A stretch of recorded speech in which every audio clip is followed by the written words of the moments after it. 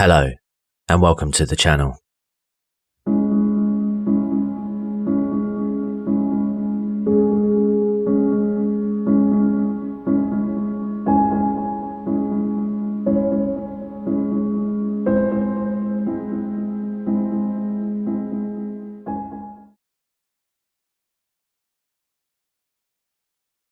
A few blocks from where John List took the lives of his wife, mother, and 3 children, sits 657 Boulevard.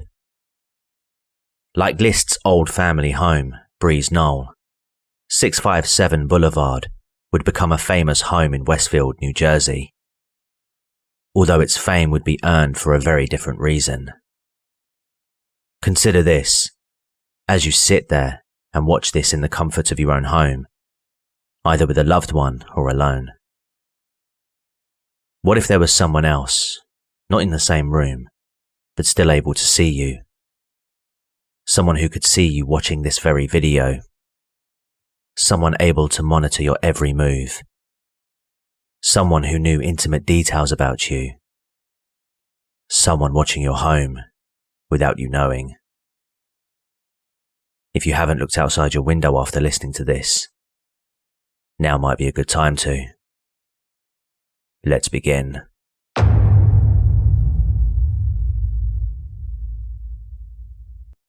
Our story begins with the introduction of the Broadus family. Husband Derek and wife Maria had just purchased 657 Boulevard for $1.3 million, which for them was a dream move. Maria had grown up just a few blocks from the home they now occupied, whereas Derek was raised in Maine.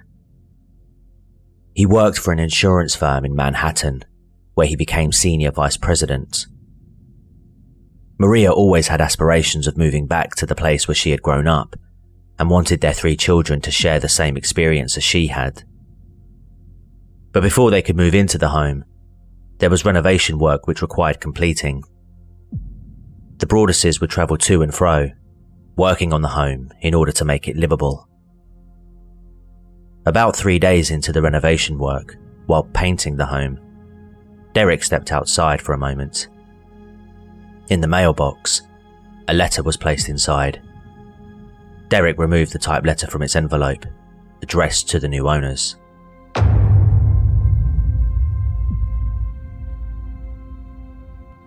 Dearest new neighbour of 657 Boulevard, allow me to welcome you to the neighbourhood. How did you end up here? Did 657 Boulevard call to you with its force within?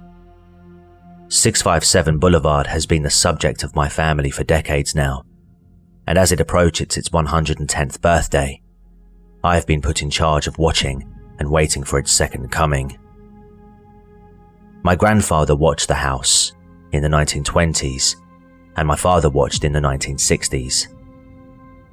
It is now my time.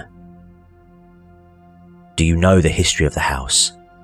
Do you know what lies within the walls of 657 Boulevard? Why are you here? I will find out. I see already that you have flooded 657 Boulevard with contractors so that they can destroy the house as it was supposed to be. Bad move. You don't want to make 657 Boulevard unhappy. Who am I? There are hundreds and hundreds of cars that drive by 657 Boulevard each day. Maybe I am in one. Look at all the windows you can see from 657 Boulevard. Maybe I am in one. Look out any of the many windows in 657 Boulevard at all the people who stroll by each day. Maybe I am one. You have children. I have seen them. So far I think there are 3 that I have counted. Do you need to fill the house with the young blood I requested? Better for me. Was your old house too small for the growing family? Or was it greed to bring me your children? Once I know their names, I will call to them and draw them to me. Welcome, my friends. Welcome. Let the party begin. Signed, The Watcher. The signature was typed in a cursive font. At the time, Derek was alone and it was after 10 p.m. Alarmed by the disturbing tone of the letter, Derek switched off all the lights in the home and contacted the Westville Police Department. An officer arrived and read the letter, reacting to it in a shocked manner. While there was little he could do, the officer did recommend that John remove pieces of construction equipment from outside the back porch, in case whoever wrote the letter decided to use it to smash a window. After returning to his in-laws, where they were staying while doing up 657 Boulevard, Derek explained the situation to his wife Maria. Troubled by this, they decided to reach out to the last owners of the home, John and Andrea Woods, by email. The Woods family resided at 657 Boulevard for 23 years and had responded to the Broaduses the following morning, telling them that they never received any letters from someone purporting to be the Watcher. Well, that was until a few days before they actually moved out, where a letter was received, which was similar in tone to what the Broaduses had received. But they discarded the letter, assuming it to be a prank. Together, both the Woods and the Broaduses went to the police to report the disturbing letter. Unfortunately though, the police were unable to do much at the time, as no actual crime had been committed. But they advised both parties to remain quiet, as the letters could have been sent by any of their neighbours. The Broaduses, who had still not fully moved in by this point, were now very concerned and spent much of the next 2 weeks extremely wary of those around them. During this time, while Derek was showing a neighbouring couple the renovation work they were carrying out, he was alarmed when the wife of the couple said, quote, "It'll be nice to have some young blood in the neighbourhood," end quote. Another morning, the general contractor for the Broaduses arrived to 657 Boulevard to find a sign he had hammered in previously had been ripped out from where it was placed. Then, when Maria was at home to check out paint samples, she went to check the mail. Inside was a card-shaped envelope with thick black lettering written on it. The Watcher had sent another letter.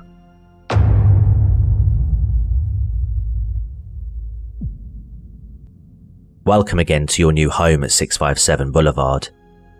The workers have been busy, and I've been watching you unload cartfuls of your personal belongings. The dumpster is a nice touch. Have they found what's inside the walls yet? In time they will. The letter gave away personal information that the Watcher obtained, such as their surname, albeit spelled incorrectly, as well as the nicknames of the children, stating he had heard Maria shout these nicknames out while calling out for them. He had also pointed out one child in particular, writing that he had seen her using an easel inside the porch, asking, quote, "Is she the artist in the family?" end quote. The letter then goes into more disturbing detail. 657 Boulevard is anxious for you to move in. It has been years and years since the young blood ruled the hallways of the house. Have you found all of the secrets it holds yet? Will the young blood play in the basement? Or are they too afraid to go down there alone? I would be very afraid if I were them. It is far away from the rest of the house. If you were upstairs, you would never hear them scream. Will they sleep in the attic? Or will you all sleep on the second floor? Who has the bedrooms facing the street? I'll know as soon as you move in. It will help me to know who is in which bedroom. Then I can plan better. All of the windows and doors in 657 Boulevard allow me to watch you and track you as you move through the house. Who am I? I am the Watcher, and have been in control of 657 Boulevard for the better part of 2 decades now. The Woods family turned it over to you. It was their time to move on, and kindly sold it when I asked them to. I pass by many times a day.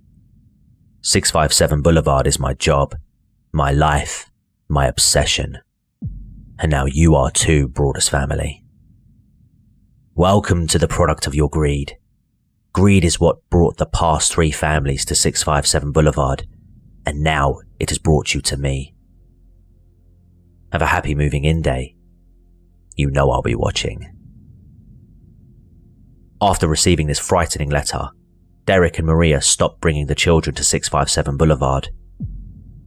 Doubts had also grown between the pair as to whether they would actually move in at all at this point. After all, the letter now accurately described the locations of the children at the time of writing, indicating that whoever was writing the letters was close enough to obtain key personal information about the Broaduses. Derek and Maria went back to the police to report the letter, and also hired a private investigator to look into finding out who was sending these eerie letters, but neither would be able to confirm who was truly responsible.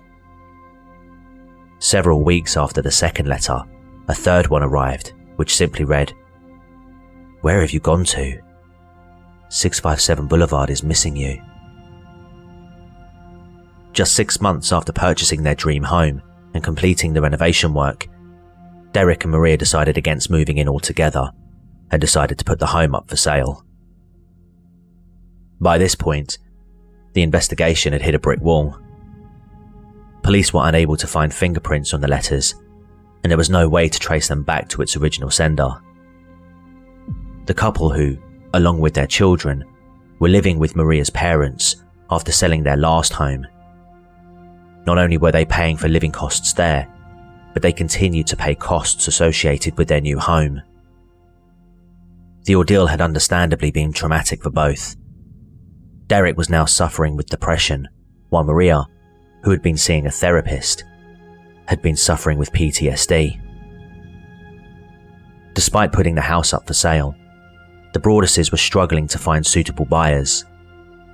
By now, word had got around the neighborhood regarding the strange goings-on at 657 Boulevard, leading to many potential buyers being put off from buying the home.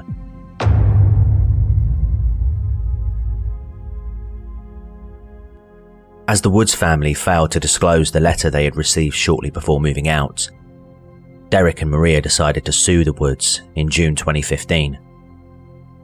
A local journalist who was searching through the court documents learned of the Watchers' letters and released an article covering the strange events taking place there. It was at this point that the case went viral and became known nationwide. The case itself would eventually be thrown out of court. Given that it was nigh on impossible to sell the house now, the Broaduses instead had the idea to sell the home to a developer who would tear the home down and build 2 smaller homes. There was an issue though. The 2 homes would be 3 feet too small for the mandated size the homes required to be within the neighborhood. The Broaduses would appeal this to the neighborhood planning board, but they would unanimously vote against approving the plans from going ahead. This was another huge setback for the Broaduses, Maria in particular, who felt betrayed by the very community she grew up in. Maria would go on to say that, quote, "This is my town. I grew up here. I came back. I chose to raise my kids here. You know what we've been through. You had the ability. 2.5 years into a nightmare to make it a little better. And you have decided that this house is more important than we are." That Christmas in 2017, locals who were vocal against the Broaduses' proposal would receive letters themselves, handwritten letters titled "Friends of the Broadus Family."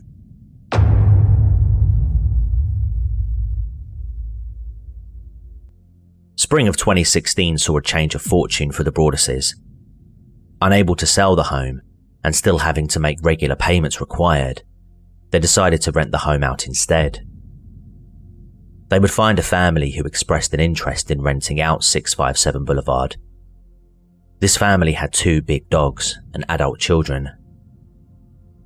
Derek and Maria were open about the letters from the Watcher, and had it written into their rental agreement that the couple could move out of the home should the letters start arriving again. And just 2 weeks after the family moved in, another letter arrived. Violent winds and bitter cold. To the vile and spiteful Derek, and his wench of a wife, Maria. You wonder who the Watcher is. Turn around, idiots. Maybe you even spoke to me. One of the so-called neighbours who had no idea who the Watcher could be. Or maybe you do know and are too scared to tell anyone. Good move. I walked by the news trucks when they took over my neighbourhood and mocked me. I watched as you watched from the dark house in an attempt to find me. Telescopes and binoculars are wonderful inventions. 657 Boulevard survived your attempted assault and stood strong with its army of supporters barricading its gates. My soldiers of the boulevard followed my orders to a T. They carried out their mission and saved the soul of 657 Boulevard with my orders. All hail the Watcher. The letter also went into detail about how the Watcher may exact revenge on the Broaduses for this supposed assault on 657 Boulevard. Maybe a car accident, maybe a fire, maybe something as simple as a mild illness that never seems to go away but makes you fell sick day after day after day after day after day. Maybe the mysterious death of a pet. Loved ones suddenly die. Planes and cars and bicycles crash. Bones break. You are despised by the house, and the Watcher won. Amazingly, despite the threatening tone of the letter, the renters, while understandably shaken by the letter, were still willing to stay in the home, on the condition that Derek and Maria installed additional surveillance cameras around the home.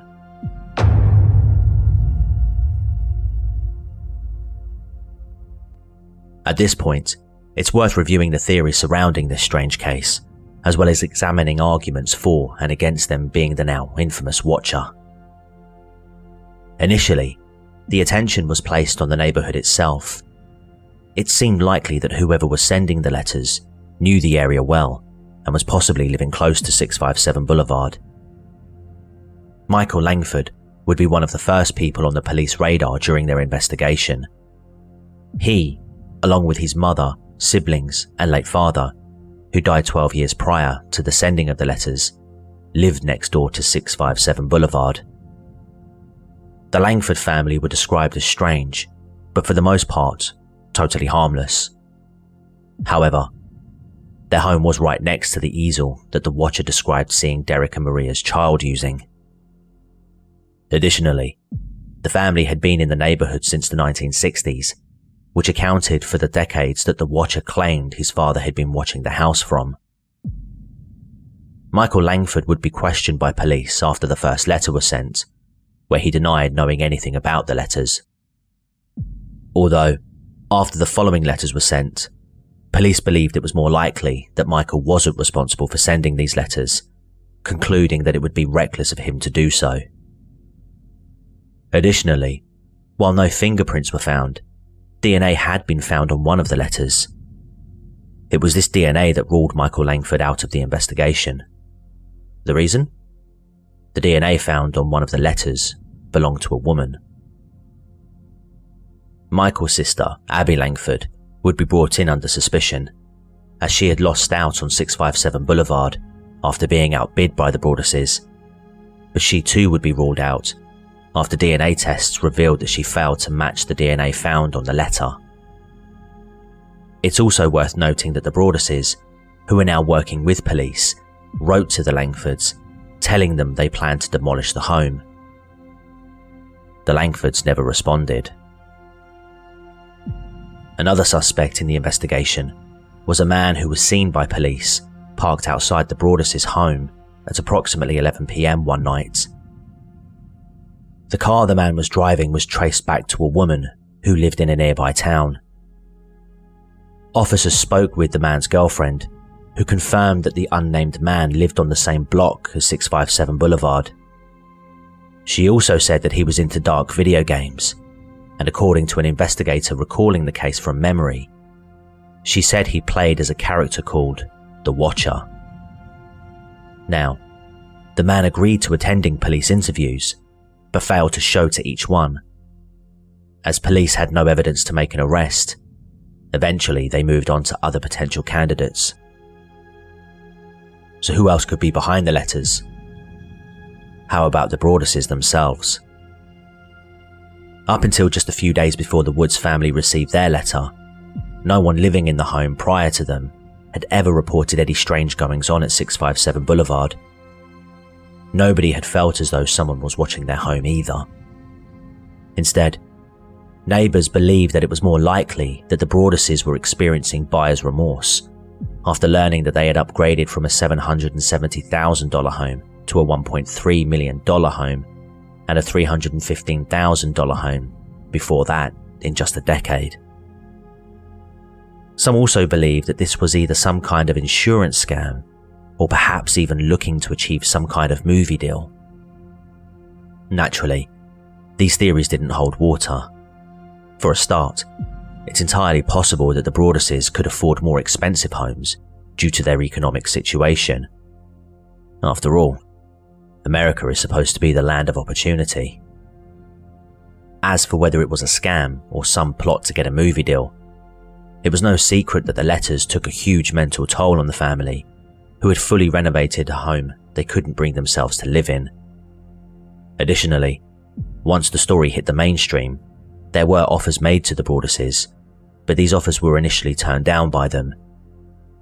They even issued a cease and desist order to Lifetime after they released a film called The Watcher.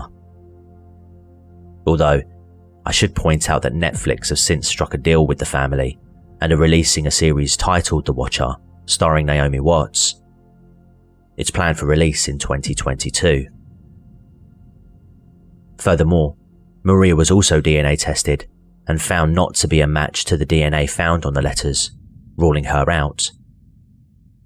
As for Derek, while there would be no need for him to carry out a DNA test, he would reveal that the letters titled Friends of the Broadus Family were actually penned by him. His reasoning, he said, was that he was at his wit's end with the entire situation. He had become obsessed with the Watcher, and given the lack of support he and his family had received over the entire ordeal, he decided to write to those who were outspoken against them as a way of venting his frustration. However, he firmly denies any involvement with any of the other letters sent to their home, as well as denying responsibility for the letters sent to the Woods or his tenants. It was also revealed that another family had received a letter from the Watcher at around the same time that Derek and Maria received their first letter. However, like the Woods family, this household assumed it to be nothing more than a prank and threw away the letter. This further goes against the theory that Derek and Maria were themselves the Watcher, as why would they feel the need to write a letter to someone else, when the apparent objective of the letters, if true, was to either get out of paying for the home or securing a lucrative television or movie deal. The thing about this case is, as it really isn't that old, who knows if the letters have finally stopped.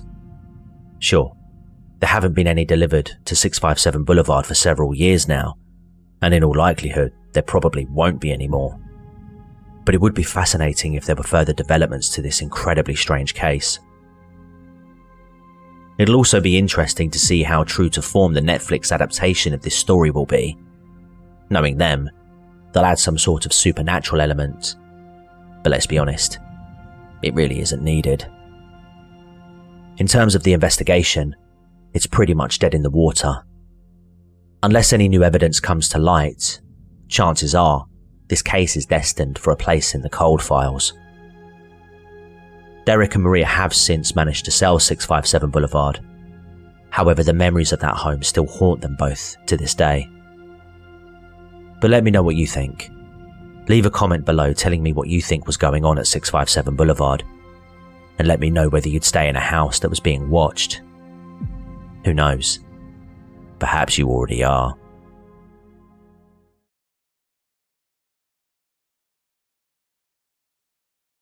On the 25th of January 1990, 24-year-old British backpacker Paul Onions was leaving Sydney and travelling to Mildura to search for work, in order to continue to fund his Australian adventure.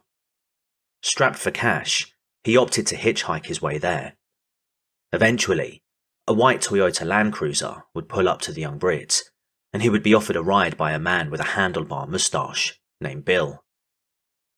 Little did Paul know, but his decision to accept the lift would change his life irreversibly, connecting him to 7 people who also accepted a ride from Bill. Climbing into the Toyota Land Cruiser, Paul was extremely grateful to Bill for stopping to give him a lift. Initially, he considered Bill friendly, and the two had begun to engage in small talk. Paul's initial assessment of Bill would quickly change after he began making racist, sexist, and xenophobic statements. Outside of Mittagong and about 1 kilometre away from Balanglo State Forest, Bill pulled over, telling Paul he wanted to grab a cassette from the boot of the motor, despite there already being a collection of cassettes sprawled about. Bill pulled over, got out, opened the boot, and retrieved something that wasn't a cassette. To Paul's horror, he had returned with a revolver and rope.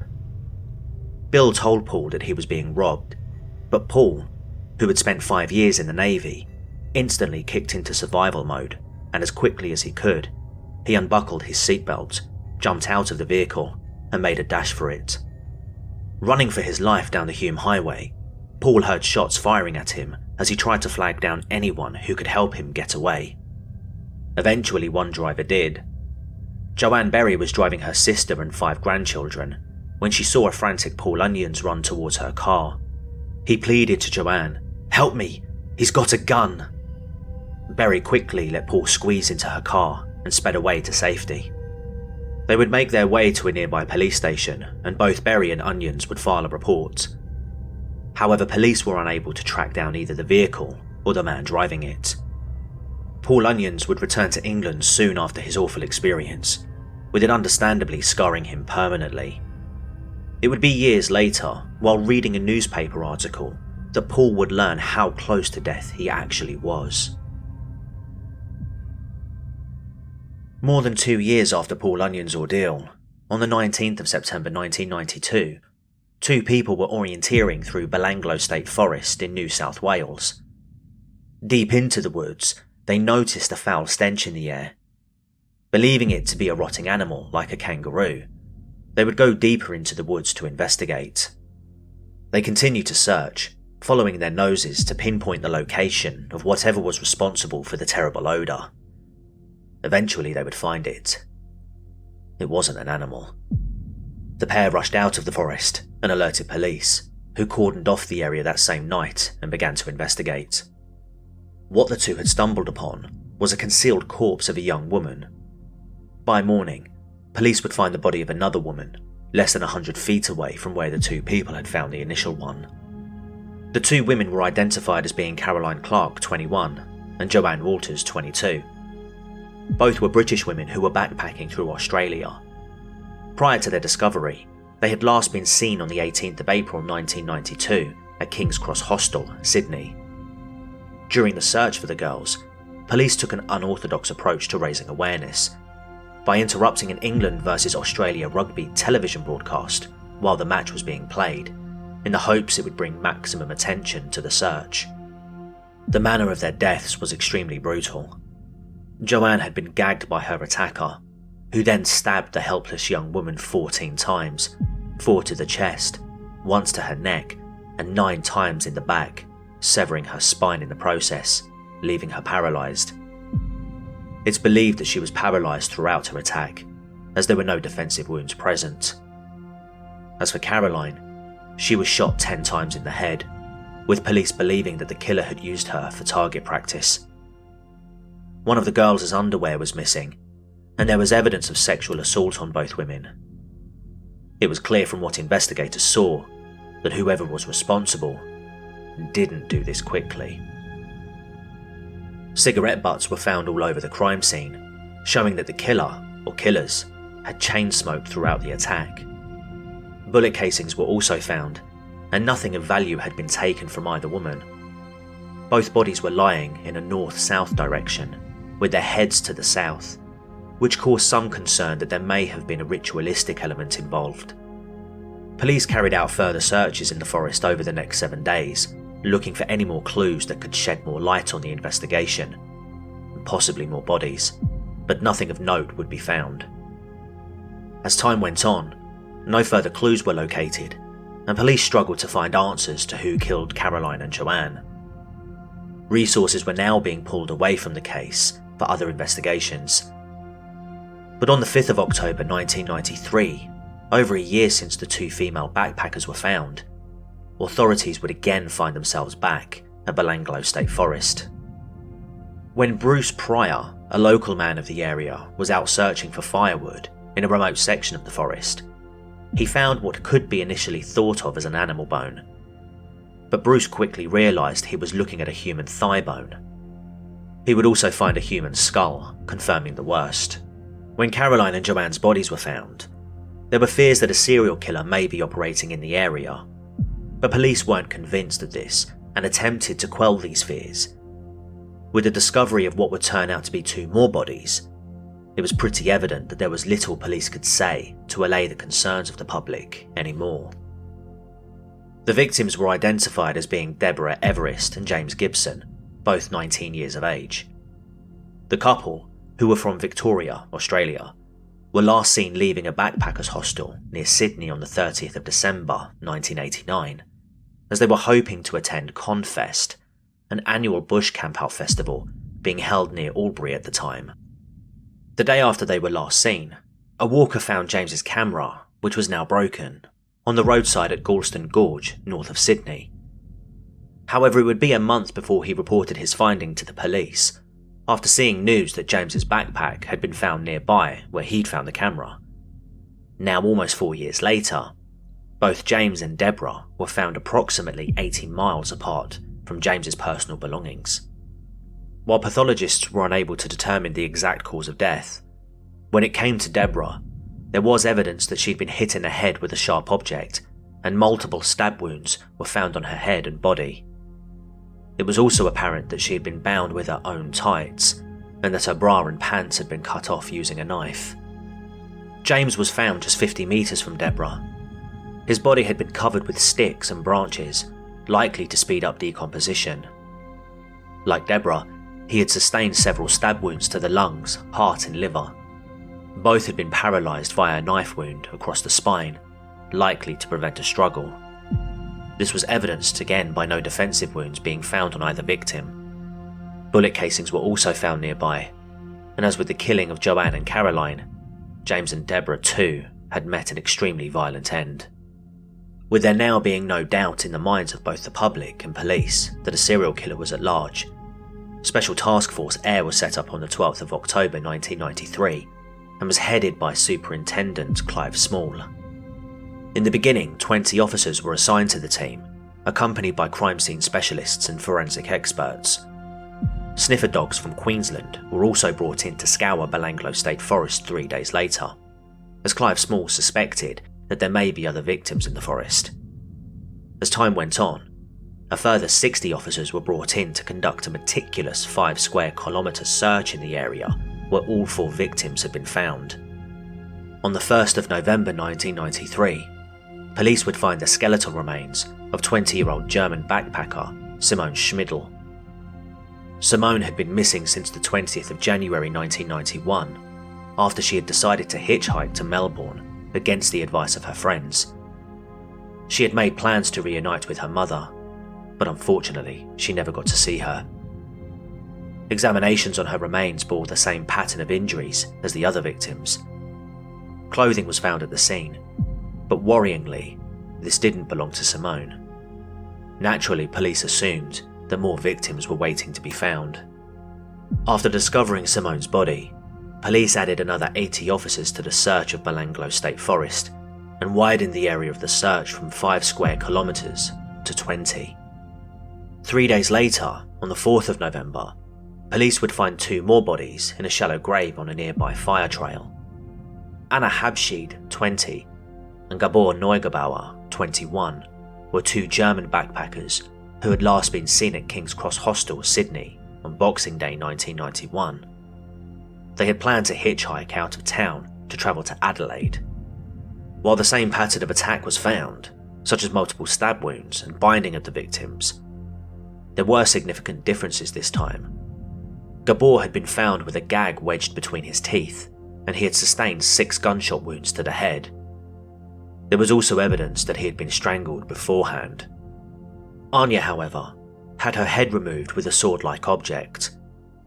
Based on how she was found, Dr. Peter Bradhurst, the pathologist who carried out the autopsies on all of the victims, stated the blow she sustained was consistent with her in a kneeling position, with her head bowed, meaning she was still alive when her head was removed.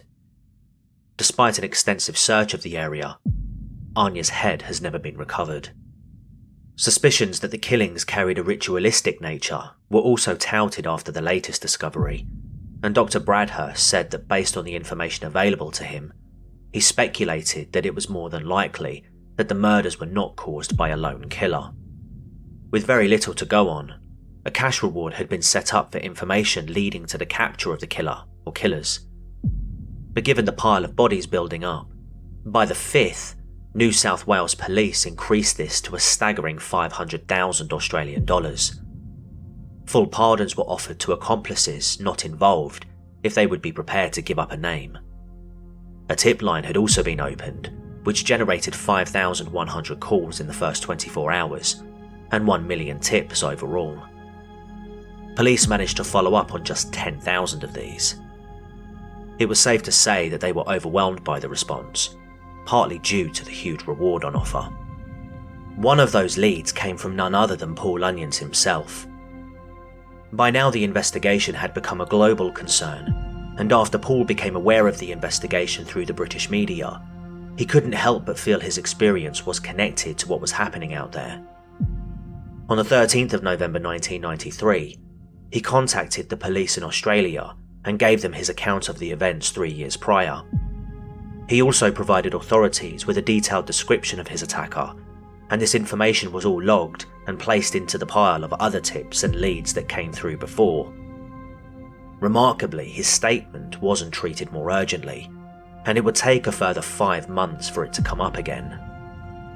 Despite this, police were closing in on a suspect prior to Onion's statement. Using a computer system known as NetMap, they applied link analysis technology to vehicle records, gun licensing, internal police records, and even gym memberships to whittle down their list of suspects from 230 to just 32. One of the names that appeared on the remaining list was Ivan Robert Marco Milat. Interestingly, Ivan's brother, Alex Milat, informed police that around 18 months prior, he witnessed 2 women tied up in the back of 2 cars with a group of men in Belanglo State Forest. His statement was reviewed, but eventually dismissed after inconsistencies were found with the dates and details of his account of events. A man who Alex said he was with at the time was also spoken to, but he was unable to corroborate Alex's account. Although later investigations showed that he had provided 2 partial registration numbers, which when combined matched one of Ivan's vehicles. Alex had always maintained he was telling the truth, right up until his death in June 2017. Another Milat name popped up again when a report was discovered from the wife of a worker at a building materials plant. In her statement, she told police of suspicions that her husband had regarding one of his colleagues, Paul Miller.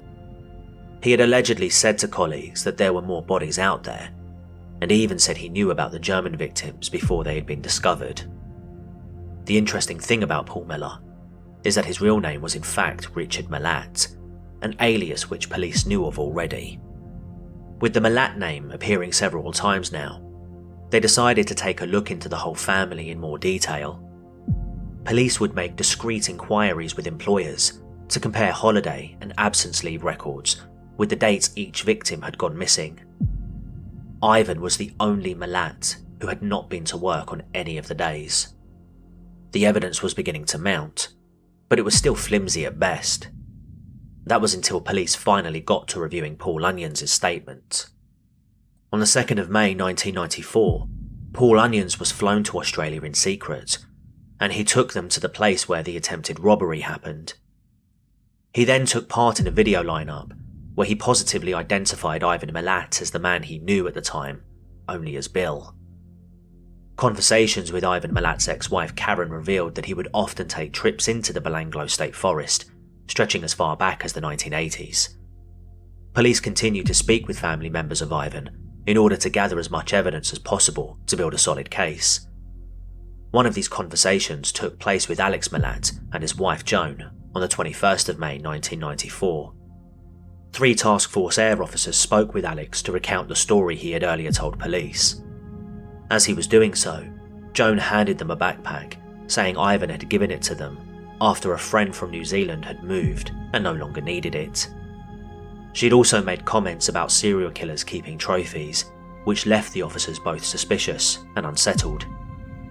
These feelings would later be confirmed as justified, as the backpack Joan gave them was tested and it was revealed that it belonged to Simone Schmidl. A 50-year-old man is being questioned tonight in Sydney about the backpacker murders. He was arrested in a huge overnight operation in the Campbelltown area, and since then he's been charged with threatening a hitchhiker in 1990. The arrest led to a new search of the Belanglo State Forest near Bowral. Heavily guarded, the former truck driver was sped back to Campbelltown Police Station. There, detectives from the Backpacker Murder Task Force began questioning him. Neighbours were stunned by the morning's raid.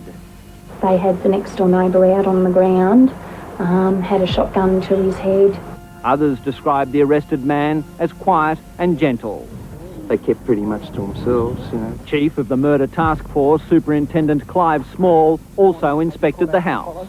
No, I've got no comment on any aspect of the operation at this stage. Late today, the arrested man was charged over threatening a British hitchhiker with a gun at Berrima in 1990. On the 22nd of May 1994, police had surrounded Ivan Milat's home at 6:36 a.m. They called the house phone and announced themselves to him, hoping that he would come out and surrender. Ivan initially believed this to be a prank by one of his brothers. But when they called back and spoke with his girlfriend at the time, Chalinda Hughes, she informed him that it was in fact genuine. He was arrested without incident for armed robbery and using a revolver with intent to commit an indictable offence involving Paul Onions. Given his close ties to his siblings, searches were also carried out at several of his brother's homes, where more evidence linking him to the murders was found. These included ammunition matching that found at the crime scenes, electrical tape, a manual for a Ruger that used the same rounds as those found at the crime scene. Parts of a dismantled Ruger were found sprawled within Ivan's home. Personal items belonging to the victims were also found, including a water bottle, sleeping bags, and a camera. More items including a tent and bedroll belonging to Caroline Clark, another of Simone's backpacks, and t-shirts belonging to both Simone and Paul were also found. As news of Ivan's arrest quickly spread, many were curious to learn about the kind of man that Ivan was. Police in particular needed to know if they were to understand how such a monster could carry out such vicious attacks right under their noses. Born on the 27th of December 1944, Ivan was the fourth born of 14 children to Croatian immigrant Stepan and his Australian wife Margaret. Despite growing up in a disciplinarian atmosphere, of the 10 boys Stepan and Margaret brought into the world, 7 of them would regularly get into trouble. Ivan would be one of them. In 1962, at age 17, Ivan would spend 6 months in a juvenile institution after breaking into a home and stealing. He would spend the rest of that decade in prison another 4 times for similar crimes, as well as car theft. Ivan's first experience with death came in 1969, when his brother Wally and sister Margaret were involved in a head-on collision near their family home. Reports state that Ivan was first on the scene, and Wally, who was driving, would survive the crash, but sadly Margaret would die in the arms of Ivan. When he was older, Ivan met a woman named Karen, and the pair married in the 1980s.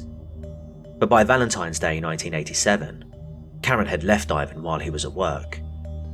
Reportedly, he had been violent towards her. And in 1989, the couple had finalised their divorce, and within months, Deborah Everest and James Gibson went missing. Ivan Milat didn't drink or smoke, but he had a fascination with guns and hunting. He worked on and off for the Roads and Traffic Authority for approximately 20 years at the time of his arrest. He also had a thing for women, particularly if they were with his own brothers, with Ivan having affairs with Wally's partner, Maureen, and Boris's wife, Marilyn. Marilyn actually had a child with Ivan, a daughter, Lenice, who recently died on the 21st of May 2022. During the latter stages of the investigation, police also discovered that in 1971, Ivan Milat had been charged with the abduction of 2 women and sexual assault of one of them. As they looked into this further, they found that the manner of the attack bore a striking resemblance to that of other victims. However, these charges were later dropped. Ivan Milat entered no plea on the 23rd of May 1994 on the robbery and weapons charges. A week later, he was charged with the murders of the 7 backpackers.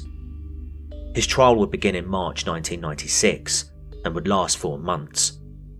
During the trial, his defence would attempt to point the finger at his brothers Wally and Richard, and that despite the wealth of evidence, none of it could be linked back to Ivan.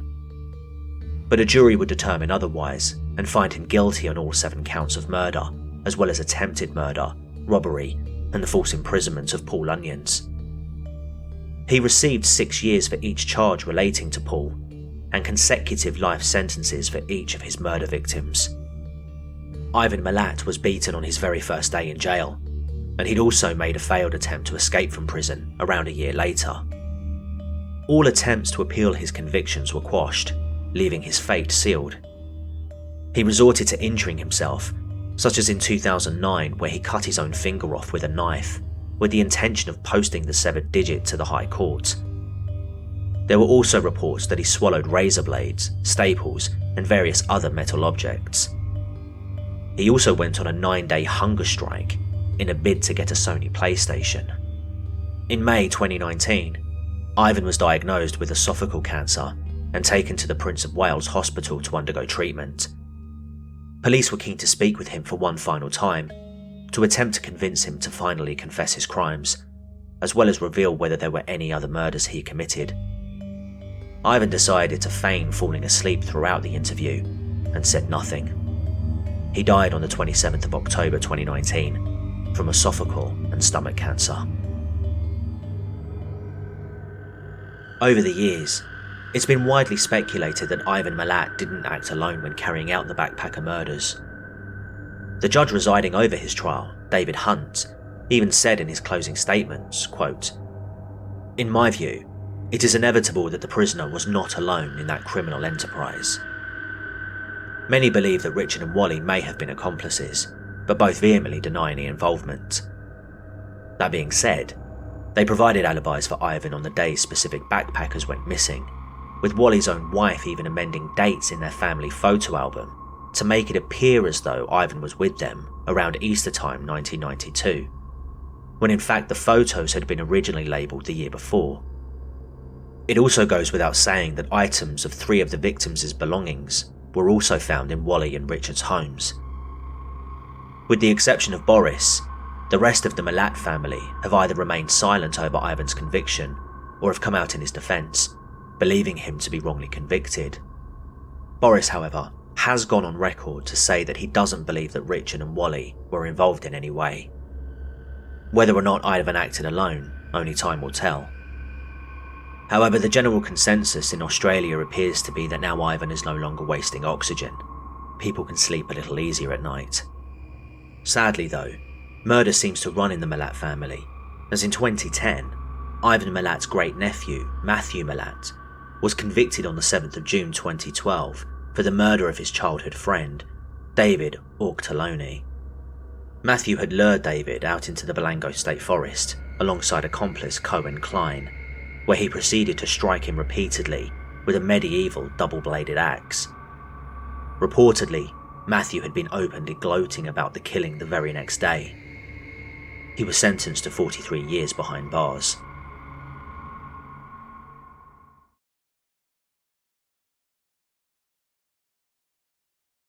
Based on a true story. These are the words we see at the beginning of a movie or on the first page within a book. But have you ever stopped to think about how much of an influence the real-life events had on the movies you're watching or the novel you're reading? In this video, I'll be talking about a man whose legacy not only influenced one story, but 3. These actions would inspire the creation of such popular films as Psycho, The Texas Chainsaw Massacre, and Silence of the Lambs. A man whose crimes would neatly match the horrors expressed in these iconic movies, while leaving you in disbelief that such a person could ever exist. Today, we walk you through the life of Ed Gein, the Plainfield Butcher. Ed Gein was born in La Crosse, Wisconsin on the 27th of August 1906. His mother was Augusta Gein, a staunchly religious woman with a tongue sharp enough to cut through the toughest of metals. His father, George Gein, had worked various jobs, such as a tanner, a carpenter, and even an insurance salesman, but was unable to hold down these jobs, likely due to the fact that George was an alcoholic. Ed also had a brother, Henry Gein, who was 5 years his elder. Augusta despised her husband and would regularly send verbal tirades towards his direction. The boys would also receive regular verbal abuse from their mother. In 1915, George sold a local grocery store he had owned, and the family relocated to Plainfield, Wisconsin. They moved to a 155-acre farm on the outskirts of the town. There, Augusta would take advantage of the remoteness of the farm in order to isolate her children from the rest of the town. The boys were only permitted to leave the farm to attend school. However, Augusta banned Ed and Henry from making friends in order to prevent any outside influence from corrupting her boys. Had they tried to befriend other children, their mother would punish them for defying her. Augusta had a particular disdain for women. She believed women were inherently evil and that they would lead the boys down a path towards the devil. Of course, Augusta saw herself as an exception to that rule. In between chores the boys would carry out on the farm, she would regularly allocate time in the afternoon to read Bible verses to them, where she would focus on subjects such as murder, death, and divine retribution. Henry seemed to somewhat resent his mother for her harsh, restrictive, and overbearing ways. However, as time passed, Ed grew more and more attached to his mother and was more accepting of the way of life his mother had planned for him. At school, Ed was described by his peers as a shy child with strange mannerisms. He would laugh at seemingly random times where no laughter would be expected. Unsurprisingly, Ed struggled socially and was a target for bullies. Despite this, Ed performed particularly well in school, especially when it came to reading. On the 1st of April 1940, George Gein died of heart failure at age 66 as a result of his long battle with alcoholism. To cover with the living expenses George was no longer bringing into the household, Ed and Henry would take up various odd jobs around town. The locals considered the brothers to be reliable and honest members of the community. As well as working as handymen in the town, Ed would also regularly babysit for his neighbours. It was said that Ed enjoyed babysitting children, as he seemed to get on better with them compared to other adults. It was likely that Ed was better able to relate to children, as he had never really formed any social bonds outside of his own family. As time went on, Henry grew more concerned over Ed's relationship with their mother. Ed's idolization of his mother intensified after his father's death. Henry would frequently talk ill of his mother in front of Ed. This was something that Ed didn't like. Henry would eventually meet a divorced mother of two and had planned to move in with her. Augusta naturally was against the idea, as was Ed. It's said that Henry would plead with Ed to leave the farm with him. However, Ed was far too devoted to his mother to leave her side. This was a proposition he could never agree to. On the 16th of May 1944, the Gein brothers were burning some brush on the farm. However, the fire began to grow out of control and became so fierce it drew the attention of the local firefighters. Henry had gone missing during the fire, but Ed didn't report his brother missing until the firefighters had extinguished the fire and left the property. Strangely, despite Ed being the one to report Henry missing, Ed was able to lead a search team directly to his brother's body, where he would be found laying face down. Henry's body showed no signs of burns. Furthermore, it appeared that Henry had been dead for some time before he was found. It was believed Henry had died as a result of heart failure, but it was later reported by true crime writer Howard Schechter that there was bruising found on Henry's head. Police didn't suspect that Ed had any role in Henry's death, and a coroner would determine the death was caused by asphyxiation. This was accepted by authorities, as no autopsy had been carried out on Henry's body. Henry's passing had meant that now it was just Ed and his mother living at the farm. The death of Henry hit Augusta extremely hard, and she would suffer a stroke, paralysing her as a result. This left a devoted and loyal Ed responsible for taking care of his mother. In 1945, Gein had told of a story where he and his mother would visit a man identified only as Smith to purchase straw. Upon arriving at Smith's, Ed described his mother witnessing Smith beating a dog. A woman would then come out of the Smith home and plead with Smith to stop. However, Smith would continue to beat the dog to death. Augusta was said to be very upset by this. However, it wasn't witnessing a dog being beaten to death which was the problem. Instead, she took issue with the woman who was pleading with Smith to stop, as she told Ed that the woman was not married to Smith and that she had no business being there. Ed also said that his mother would angrily refer to the woman as Smith's harlot. Soon after the Smith visit, Augusta would suffer a second and more severe stroke, where her health would deteriorate at rapid pace. Augusta would pass away on the 29th of December 1945. Within the space of 5 short years, Ed would lose his father, brother, and according to Harold Schechter, he would lose his only friend and one true love, his mother. Ed was now all alone. After the death of Augusta, Ed was able to keep hold of the farm. To earn money, Ed would continue to work odd jobs in the town. Gein renovated the farmhouse. However, rather than converting the home to suit the needs of one person living there, he boarded up every room that had been used by his mother and preserved the rooms in the same condition that his mother had left them in. Ed, meanwhile, lived in a single room off of the kitchen. While the boarded up parts of the house remained pristine, the rest of the rooms became deteriorated, as Gein was lax about upkeep.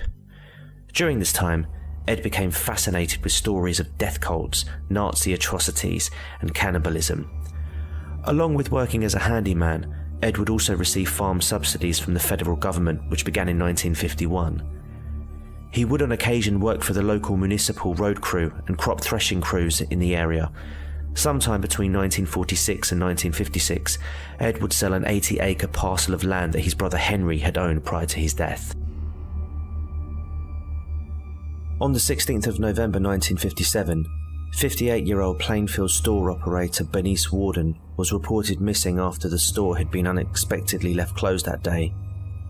Some residents believed that the store was closed due to deer hunting season, but one resident had witnessed the store's truck drive out from the back of the building at approximately 9:30 that morning. Deputy Sheriff Frank Warden, also the son of Bernice, entered the store at around 5 p.m. Upon entry, he noticed that the cash register had been opened and that bloodstains were visible on the shop's floor. When investigators arrived, Frank had told them that the last person he saw at the store was Ed Gein. A receipt for antifreeze was found at the store which had been written out by Bernice. Frank recalled that Ed had mentioned needing to come back to the store to buy antifreeze. Ed was immediately suspected of being involved in Bernice's disappearance.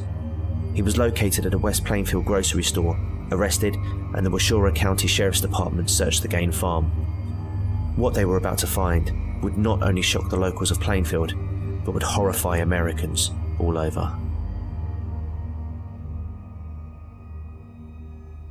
Bernice was found shortly into the search, in a shed, decapitated and hanging upside down, dressed out, the process of removing the internal organs of hunted game, with a crossbar at her ankles and wrists tied with rope. She had been shot with a .22 caliber rifle. Her body appeared to have been mutilated after she had passed. Police then began searching the Gein residence. Inside they found the rooms Ed lived in, run down, dirty, a foul stench cutting through the air. They also found the boarded up rooms, preserved in their original condition that Ed had left them in after the death of Augusta. The longer the search went on, the more disturbing the finds. It became apparent that Ed had carried out much more than just the murder of Bernice Warden. Authorities found whole human bones and fragments, a wastebasket made of human skin covering several chair seats, skulls on his bedposts, female skulls, some with the tops sawn off, bowls made from human skulls, a corset made from a female torso skin from shoulders to waist, leggings made from human leg skin, masks made from the skin of female heads, 9 vulvae in a shoebox, a young girl's dress, and the vulva of 2 females judged to have been about 15 years old, a belt made from female human nipples, 4 noses, a pair of lips on a window shade drawstring, a lampshade made from the skin of a human face, and fingernails from female fingers. Police later found Bernice's head in a burlap sack, as well as finding her heart in a plastic bag in front of Gein's pot-bellied stove. The findings still weren't over yet. Authorities also found a skull in a box belonging to Mary Hogan, as well as her face, converted into a face mask inside a paper bag. Mary Hogan was a 51-year-old woman who lived in Pine Grove, Wisconsin. She worked at a tavern that Ed Gein had visited on several occasions. On the 8th of December 1954, Mary had disappeared from the tavern while she was closing up. However, police had never linked Ed to the disappearance of Mary, as they had not found her body, until now. When police interrogated Gein, initially he denied any wrongdoing, but soon began to open up to authorities, where they would fully learn the true extent of his activities. Ed told officers that between 1947 and 1952, he had made up to 40 visits to the graves of recently buried women, where he would attempt to exhume them and take them home, to tan their skins and turn them into all kinds of paraphernalia.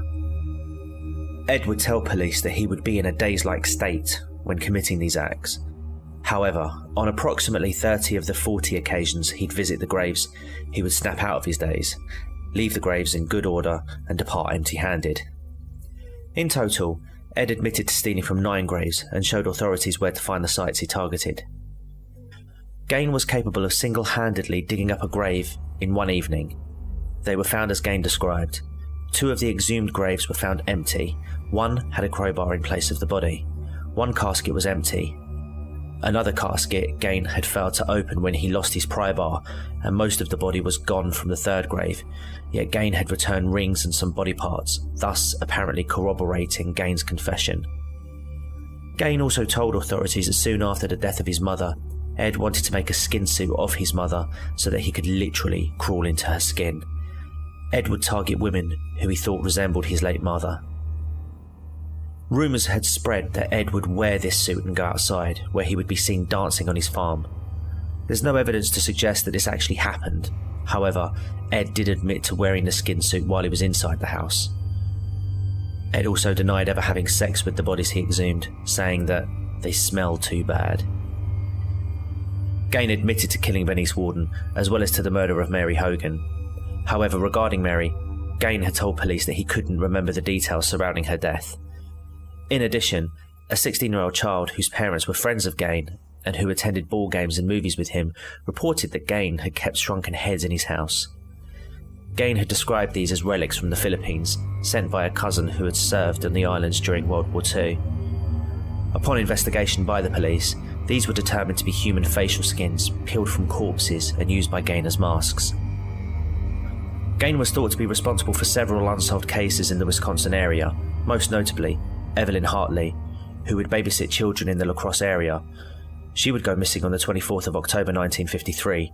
However, to this day, no evidence has been found which would link Gein to her disappearance.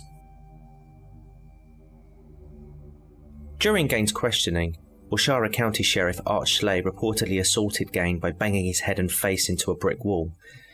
These revelations which came to light resulted in Ed Gein's admission being deemed inadmissible. On November 21, 1957, Gein was arraigned on 1 count of first-degree murder, where he pleaded not guilty by reason of insanity. Gein was diagnosed with schizophrenia and found mentally incompetent, therefore, he was deemed unfit to stand trial. He was sent to a maximum security facility in Waupun, Wisconsin. He was then later transferred to the Mendota State Hospital in Madison, Wisconsin. It wasn't until 1968 that Gein was determined to be fit to stand trial. On the 7th of November 1968, Ed Gein would stand trial for the murder of Bernice Worden. Despite admitting to killing Mary Hogan, he was only tried for the murder of Bernice. This was due to prohibitive costs for trying Ed for both of the killings. Art Schley would not make it to see Ed Gein face justice for his crimes. In 1968, shortly before the trial began, Art died from heart failure, aged 48. Many who knew Schley said he was traumatised by the horror of Gein's crimes, and this, along with the fear of having to testify, especially about assaulting Gein, caused his death. One of his friends said, "He was a victim of Ed Gein as surely as if he had butchered him." On the 14th of November 1968, Ed Gein was found guilty for the murder of Bernice Worden. A second trial then began to determine the sanity of Ed Gein. In this trial, Ed Gein was found to be not guilty by reason of insanity and was ordered to be committed to the Central State Hospital for the criminally insane. Ed Gein would then go on to spend the rest of his life in a mental hospital until his death on the 26th of July 1984 due to respiratory failure secondary to lung cancer.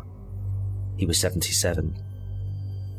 Ed Gein was buried at Plainfield Cemetery, where he rests alongside his brother Henry, his father George, and his mother, Augusta. Ironically, souvenir seekers would visit Ed's grave throughout the years, chipping away at pieces of Ed's grave, until it was eventually stolen in 2000. The stone was recovered in June 2001, but now sits in storage at the Washara County Sheriff's Department. To some, Ed Gein was a troubled individual who had an awful upbringing, which shaped him to become the man he was. To others, he was an inspiration for their own creative works, which would then go on to influence popular culture for decades after the crimes took place. However, to the people of Plainfield, Wisconsin, he will forever be known as the Plainfield Butcher, an irremovable stain on an otherwise quaint little town.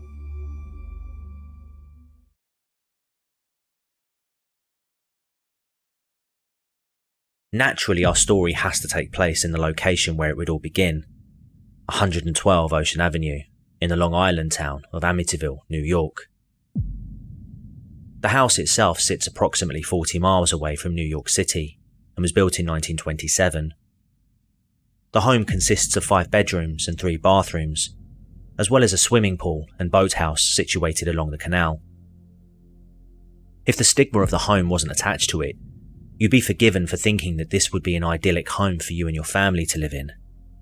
Not only that, but with a population of just under 9,500 people, Amityville is certainly the place for you if you want the small town experience, and with a median property value of $409,600 in 2019, 1.7 times the US national average, it's definitely attractive to the more affluent of individuals. In 1974, 112 Ocean Avenue was home to the DeFeo family. The patriarch of the home was a man named Ronald DeFeo Sr., 43. Ronald was married to Louise DeFeo, also 43. Together, the pair had 5 children, 2 daughters Allison, 13, and Dawn, 18, as well as 3 sons, John, 7, Mark, 12, and their oldest child, Ronald Butch DeFeo Jr., 23. Ronald, who ran his own Buick dealership, was a strict authoritarian within the family home and was regularly abusive towards his family, with much of his anger directed towards his wife and their eldest son Butch, Ronald Jr.'s nickname. To say that Butch had it rough would be an understatement. Not only did he receive harsh discipline from his own father, but as a child he was overweight and as such was tormented by other kids at his school who would call him cruel names such as the Blob, Bucky Beaver, and Pork Chop. Ronald would tell his son that he needed to step up to his bullies, but he wouldn't share this same viewpoint when it came to Butch standing up to him.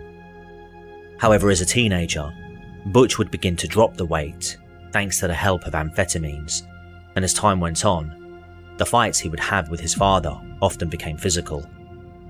Over time, Ronald and Louise's son grew out of control.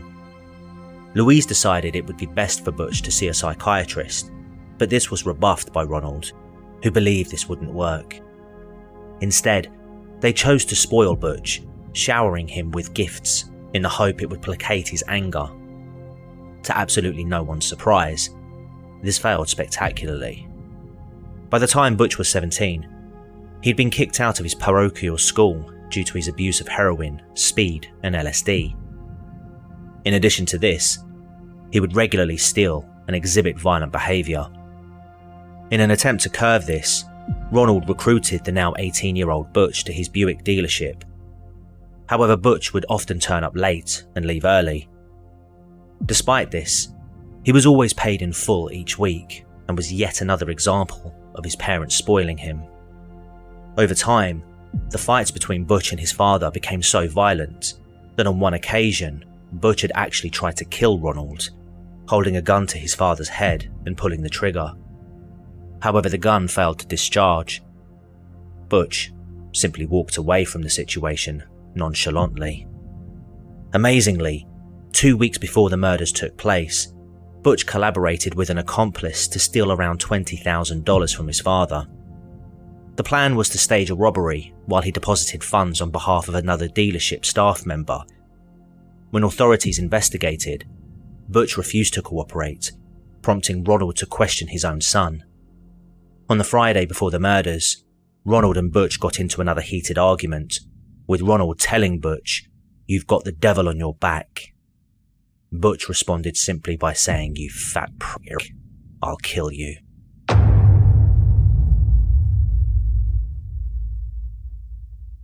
At around 6:30 p.m. on the 13th of November 1974, while patrons were enjoying themselves at their local bar called Henry's, a visibly distraught Ronald Butch DeFeo burst into the bar, screaming for help after claiming to have found his mother and father shot in their home. His best friend Bobby rushed over to Butch to console him. Butch then asked for the others to come and follow both he and Bobby back to his home. 4 individuals, including the owner of Henry's Bar and Joe Yeswit, made the short journey back to 112 Ocean Avenue. As they arrived, they were welcomed by the barking of the DeFeo family dog Shaggy. Upon entering, the men searched the home and found the lifeless bodies of Ronald DeFeo Sr., Louise DeFeo, and Butch's younger brothers, Mark and John. The men abruptly left after discovering the young boys, whereby Joe Yeswit phoned the police. Officers would later discover Allison and Dawn dead in the home. Each victim had sustained gunshot wounds and were lying face down in their beds. The parents had been shot twice, whereas the children only once. Police quickly took Butch into custody to question him about the terrible scene. When investigators asked Butch who could have possibly done this to his family, he initially tried to pin the blame on a man named Louis Fellini. Butch would say that Fellini, a hitman for the mob, held a grudge against his family and was the most likely culprit. However, inconsistencies would emerge in Butch's story, causing investigators to immediately turn their attention towards Butch himself. He claimed that he woke up at around 4 a.m, and after struggling to get back to sleep, he decided to go into work early that day. After Ronald Sr. didn't show, Butch expressed concerns about being unable to contact his father. He attempted to call the home, but it later transpired he pretended to do this. He left work at around midday, which was typical of Butch, and so nobody saw this as out of the norm for him. He contacted his girlfriend at the time, Shirley Klein, and informed her that he'd finished work early and planned to see her. He arrived at around 1:30 p.m. and spoke to her about how he was struggling to contact his father, attempting to call him while with her. Butch then took Shirley shopping, and later they met up with Bobby, where he repeated the same story to him. After Bobby confirmed that he'd be at Henry's Bar later, Butch left to visit some more friends and take heroin. Butch would later arrive at Henry's Bar at approximately 6 p.m, and Bobby would soon follow. After explaining to Bobby that he still couldn't get in touch with his family and that he suspected something was going on, he left to check up on them. It was around half an hour later that Butch would return and reveal that his parents had been shot. Police didn't buy this. For starters, the DeFeos were all found lying in their beds, suggesting that they weren't awake at the time. Additionally, it was estimated that the killings took place between 2 a.m. and 4 a.m, while Butch was still in the home. When Butch was pressed on the inconsistencies in his statement, he changed his story and said that he had been forced at gunpoint to watch his family be executed one by one. Although after more intense interrogation, he would eventually crack. He told officers, "Once I started, I just couldn't stop. It went so fast." Butch revealed that at around 3:15 a.m, within the space of 15 minutes, he systematically executed his entire family while they slept. He claimed to have drugged them prior, but toxicology reports showed no signs of this. He also confirmed that after killing his family, he showered and discarded of the evidence, including a .35 caliber Marlin rifle and the spent cartridges in a storm drain, as he went off to work. Surprisingly, the neighbours who were interviewed stated that on the night of the murders, they heard no gunshots ringing out from the Ocean Avenue home. They did, however, hear Shaggy barking at around that time. Tests on the marlin revealed no signs that a suppressor of any kind had been used. Regardless, the evidence was clear, and on the 14th of November 1974, just a day after he annihilated his entire family, Ronald Butch DeFeo Jr. was arrested on 6 counts of first-degree murder. His trial began the following year on the 14th of October 1975, and his defense lawyer, William Weber, looked to build an insanity case. He claimed that prior to the killings, his client heard voices in his head, and it was these voices that urged Butch to murder his family. Dr. Daniel Schwartz, a psychiatrist who was brought in by the defense, unsurprisingly supported William Weber's claims. However, the prosecution was able to bring in their own psychiatrist, Dr. Harold Zolan. Zolan conceded that while Butch did suffer with mental illness, thanks in part to the heroin and LSD abuse, he explained that Butch suffered with antisocial personality disorder. As a result, he would have been aware that his actions that night were wrong. On the 21st of November 1975, Ronald Butch DeFeo Jr. was found guilty on 6 counts of second-degree murder, and on the 4th of December that same year, he was sentenced to 25 years to life 6 times over. However, these sentences were set to run concurrently, meaning he'd be able to apply for parole in 1999, although all parole hearings ended in failure for Butch. Over the years, Butch's story would change multiple times, ranging from his sister Dawn being responsible for killing the children, and in turn him killing Dawn as a result, to unknown assailants. Nobody will ever know for sure, as Butch died in prison on the 12th of March 2021. To date, his cause of death has not been made public. With the tragic events that unfolded at 112 Ocean Avenue, the Amityville home stood empty, a stark reminder to the residents. However, the home wouldn't remain empty for long, as 13 months after the murders, the home would breathe life once more when the Lutz family purchased the home for $80,000, although their stay in the home would birth a legend that still breathes life to this very day.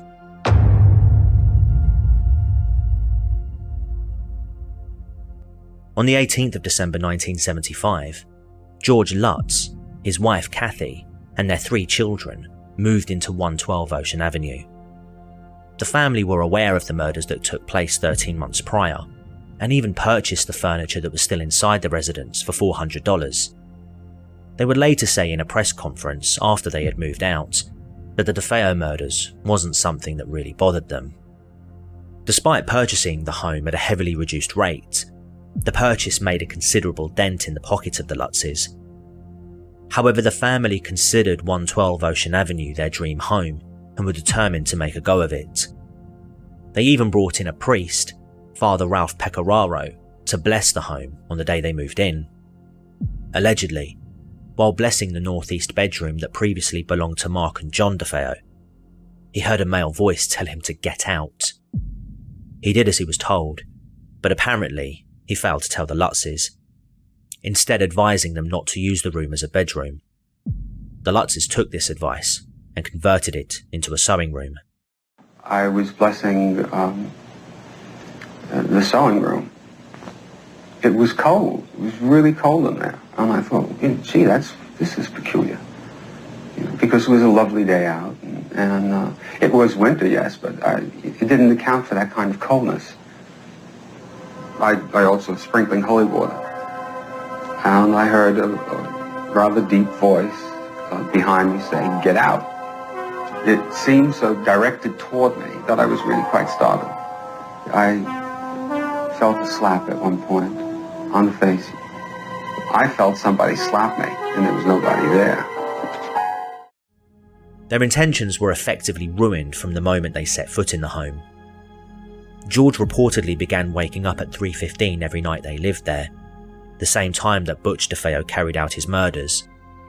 The home was incredibly difficult to warm, with the Lutzes stating that there were cold spots within the house. They also claimed to have noticed doors ripped from their hinges, cabinets slamming shut without anyone around, and even witnessing slime oozing from the walls and ceiling of the home.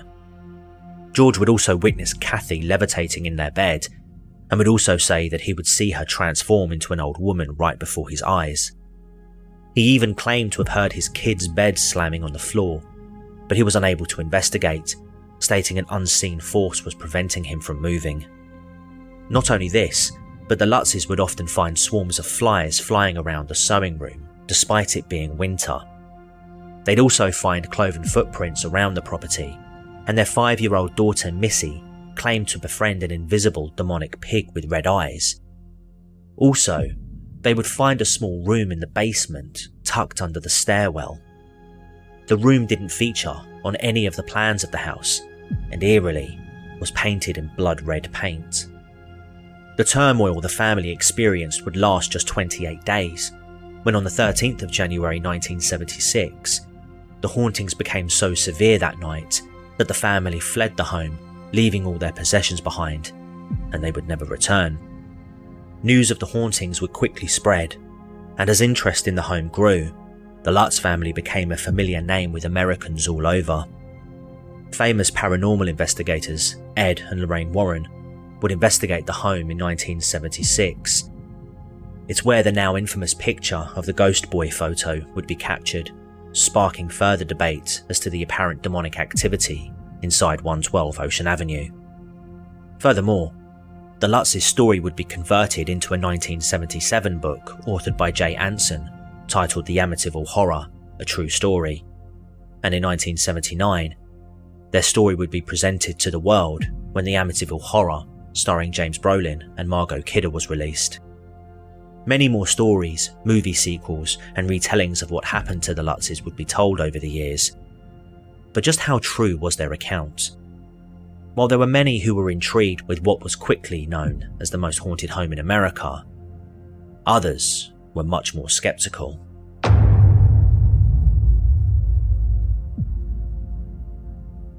First, we need to look at the Lutzes. At the time they purchased their home, despite buying it at a largely reduced rate, allegedly the home was above their budget by several $1,000s. As they knew the history of the home before making the purchase, many have speculated that their experience was nothing more than an elaborate hoax. In fact, in March 1976, William Weber, defense for Ronald Butch DeFeo, approached the Lutz family over the possibility of tying the family down to a book contract. The original idea was to have author Paul Hoffman document their experience and release this as a book. Although George and Kathy, unhappy with a reported 12% share of the profits, ended up signing instead with Jay Anson for a more favourable 50-50 split. Despite this, Paul Hoffman would go on to write up 2 articles about the Amityville Horror, prompting George and Kathy to sue Hoffman and Weber, alleging invasion of privacy, misappropriation of name for trade purposes, and negligent infliction of mental distress. They sought $4.5 million in damages. In turn, Weber and Hoffman countersued for $2 million, alleging George and Kathy perpetrated a fraud and breached a contract. The case against Hoffman and Weber would be dismissed on the 10th of September 1979. On the 17th of September that year, William Weber spoke with People's Magazine, where he said the following of Jay Anson's book: "I know this book is a hoax. We created this horror story over many bottles of wine." The following day, the counterclaim against George and Kathy Lutz was settled outside of court, concluding with this also being dismissed. Many have questioned the financial incentives for the Lutz family concocting the horror story for profit. While this is a reasonable question to ask, it should be noted that apparently the Lutzes gained very little from the story, at least nowhere near enough to retire early. Then there is Jay Anson's book itself. The book claims to be a true story, but it's now widely known that certain aspects of his book have either been exaggerated or made up entirely. For example, the slime on the walls never happened, and the home was never built on cursed land or in Indian burial ground. Also, the claims of cloven footprints in the snow have been disputed, as weather reports at the time the family lived at the home revealed no periods where it snowed. Even Father Pecoraro, the man who blessed the home, has had questions over his role in the story. Questions have arisen over the years as to whether he even visited the home, after he admitted that the only contact he had with the Lutz family was by telephone. On the 15th of May 2002, the assistant to the Vicar General of the Rockford Diocese wrote to author Rick Osuna, who was researching the story at the time. In the letter, he states firmly that it was the position of the diocese that the story was a hoax. Even the Ghost Boy photo hasn't escaped scrutiny. While many believe the image to be a genuine, unaltered picture, they speculate that it could have been someone from Ed and Lorraine's crew who were captured in the snap. Others believe it could be a fake or double exposed image, while some genuinely believe it's a picture showing the ghost of John DeFeo. Then there's the property itself. In the years since the Lutz family fled, the home has housed 4 owners over the years. Each owner has stated that they've never experienced any paranormal activity, with some owners living there several years. The family who changed the door number from 112 to 108, the Cromaties, lambasted the Lutzes in a press conference in 1979. We have a statement first that we would like to read. The quiet village of Amityville, Long Island has been made infamous by a hoax. It will possibly never be the same. It is Long Island's equivalent to Watergate. None of us would be here today if a responsible publisher and author had not given credibility to 2 liars and allowed them the privilege of putting the word true on a book, which is in actuality a novel. None of us would be here today if a responsible publisher and author had done their jobs properly and investigated a story before putting it into print. What has been done, but it is now time for the hoax to give way for the truth. It is time to stop the promotion of lies and half-truths and to begin to tell the facts. It is time to put the doubts to bed. We, Barbara and Jim Carmody, cannot do this on our own, but you, the media, with the help of the courts and the Catholic Church, you can do it, and you must do it. The credibility of the hoax stems from using a charlatan Catholic priest who has been banned from performing his religious duties by the Diocese of Rockville Center, the equivalent of disbarment to a lawyer. Father Mancuso, by his actions in the book and the movie, has been accomplice in a lie and has made the Church, his fellow priests and nuns, appear to be foolish and futile. We cannot speak for the Church, but as part of the flock, we assume the silence of the Church, and stripping Father Mancuso of his right to say Mass, preach and hear confession speaks for itself. This action should be made clear to the world. This charlatan priest has been involved in a complicity to a lie, and therefore deserves no credibility and should be dealt with accordingly. Currently, the Suffolk County District Attorney's Office is conducting an investigation into this hoax, which should shed new light upon this publishing Watergate and produce, hopefully, the truth. Furthermore, the home has gone through much renovation, with one of the more noticeable changes being the famous devil-eyed windows being changed for standard rectangular ones. Again, all these alterations haven't prompted any paranormal activity. George, however, would claim that whatever haunted the house left with him that night. Despite the doubters, George and Kathy Lutz would maintain their story even after the pair divorced in the 1980s. They would continue to insist their experience was true right up until their deaths. Kathy would pass in 2004 from emphysema, while George passed away from heart disease in 2006. While their son Daniel would also confirm publicly that what happened in the home was real, George's stepson, Christopher Quarantino, who at the time was 7 and living at the home when the alleged haunting took place, took it a step further by telling Seattle Times that the book, movie, and the 2005 remake got the events wrong. Instead, he blamed George and his affinity with the occult that caused the hauntings, and he would go on to amplify the story for profit. It goes without saying that the utterly awful events that really took place at 112 Ocean Avenue were overshadowed in favour of a story that has undoubtedly grabbed the interest of millions of people worldwide. As to whether I think what happened to the Lutzes was real or not, I wouldn't go as far as to say outright that they lied, but I'd be more inclined to believe it could have been something like a mass psychosis event that convinced everyone in the home that something was going on. When you move into a murder home, are told it's a murder home, You've purchased the furniture the previous owners used before they were murdered, and are allegedly experiencing financial troubles, as well as going through the stress of moving home. I can't help but wonder whether if it wasn't a hoax, whether these factors had a role to play. Either way, it shouldn't be forgotten that 6 lives were tragically cut short in the home, and the DeFeo story alone raises many, many questions which remain unanswered. How did the family not wake to the gunshots? And if some of them did, as some have since claimed, why didn't they move? Was there more than one killer? Could it have been Dawn? Her boyfriend at the time, William Davidge, did say on a sworn affidavit that she was forbidden to move to Florida with him by her parents, and that she also abused drugs. Is it possible that these factors contributed? Who knows? If not, is that person still walking free? Unfortunately, Butch told so many different versions of the events that unfolded in the home, we'll never know for sure. Even more so now he's passed.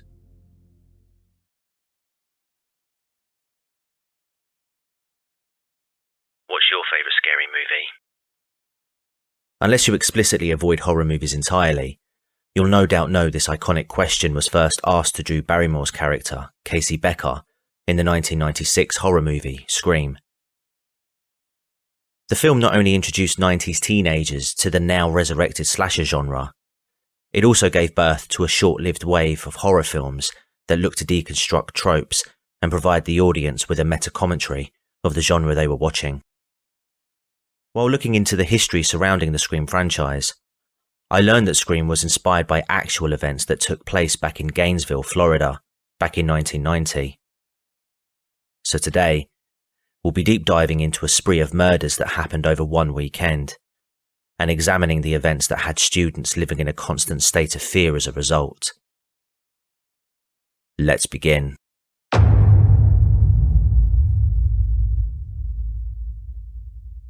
Our case today takes place in Gainesville, Florida.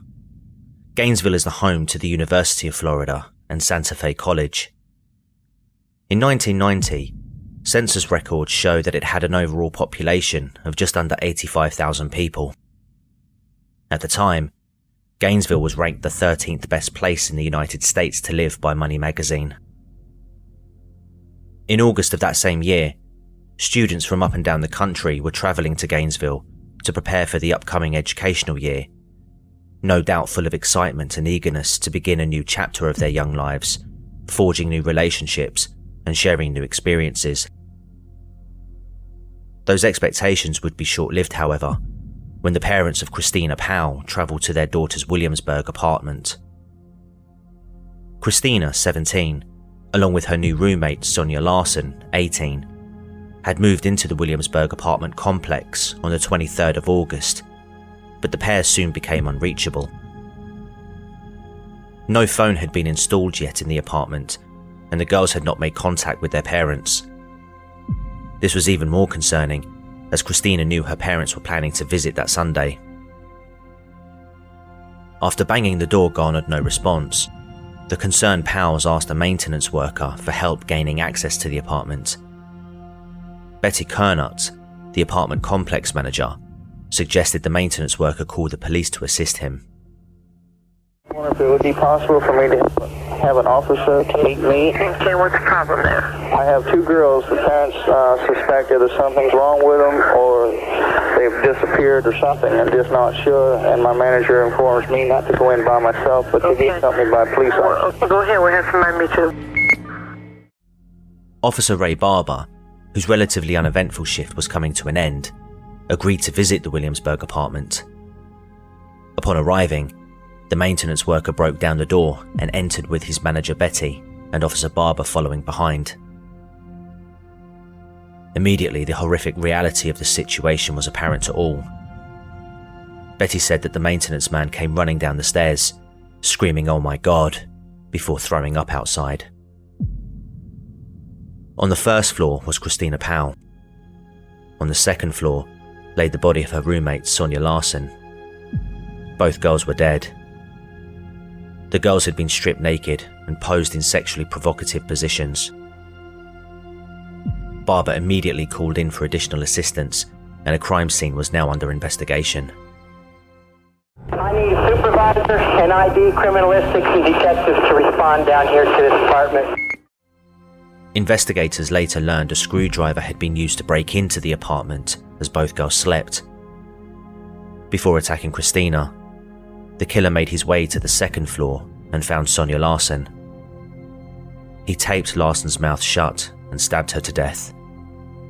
She had tried to fight off her attacker throughout. After murdering Sonia, the killer then moved to the first floor where Christina was. He taped her mouth shut, bound her wrists, and cut her clothes off before sexually assaulting her and murdering her too. The tape the killer used on both girls was then removed. A neighbour told investigators that early Friday morning, they heard the shower being used, banging, and loud music being played. Assuming it was the girls, the neighbour thought nothing more of it, but it later transpired that it was in fact the killer. A third roommate, Elsa Strepp, was out of town at the time of the murders and had narrowly avoided the same fate as her two roommates. After learning what happened to Christina and Sonia, Elsa collapsed in shock and was taken to a crisis centre to process the situation. As news of the brutal murder spread, police would only have just 8 hours before they would be called to yet another property.